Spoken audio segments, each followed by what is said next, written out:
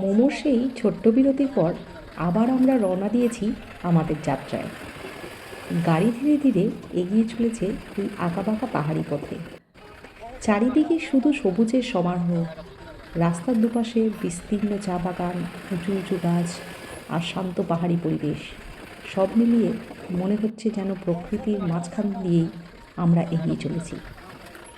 এই পথটা শুধু পথ নয়, এই যেন একটা সৌন্দর্যের চলমান ছবি। যতই এগোচ্ছি ততই নতুন নতুন দৃশ্য সামনে আসছে। এই আঁকাবাঁকা পথ পেরিয়ে আমরা এসে পৌঁছালাম এক অসাধারণ জায়গা, শিবখোলা মন্দির। কোথায় যাচ্ছ মাম্মাম তুমি এখন? মন্দির? কি মন্দির এটা? ঠাকুরের নাম কি? মহাকাল মন্দির। সরি তুমি ঠিক বলেছো। হ্যাঁ হ্যাঁ, এটা এটা শিবখোলা মন্দির, মানে এটা মহাদেব মহাকালের মন্দির।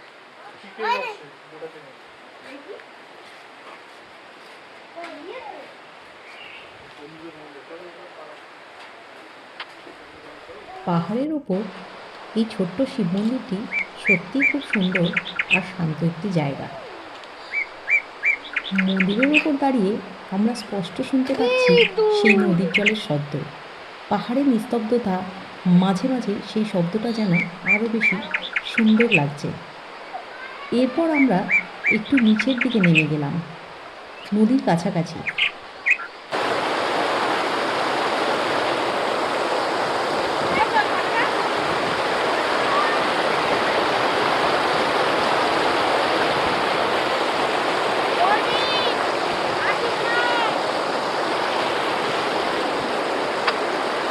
যদিও এখন বর্ষাকাল নয়, তবুও পাহাড়ি এই নদীটা সুন্দরভাবে বয়ে চলেছে। উপরে পাহাড় থেকে নেমে আসা ঠান্ডা জল আর তার জোরালো স্রোত সত্যি দেখার মতো। আমরা সবাই এখানে বেশ কিছুক্ষণ সময় কাটালাম, বাচ্চারাও খুব মজা করলো, আর আমরা এই শান্ত পরিবেশটা উপভোগ করলাম। সবচেয়ে ভালো লেগেছে এখানে আমাদের ছাড়া প্রায় আর কেউই ছিল না। চারিদিকে শুধু পাহাড়, সবুজ প্রকৃতি আর সেই নদীর অবিরাম শব্দ। এই নির্জনতা আর প্রকৃতির সৌন্দর্য মিলেই জায়গাটাকে করে তুলেছে আরও বিশেষ। নদীটা নিজের মতো করে বয়ে চলেছে, চারিদিকে সবুজ ঘেরা পাহাড়, মাথার ওপর নীল আকাশ, আর এই সুন্দর মুহূর্তগুলো আমাদের আজকের ভিডিওটা আরও আকর্ষণীয় করে তুলেছে। আজকের মতো এখানেই শেষ করছি।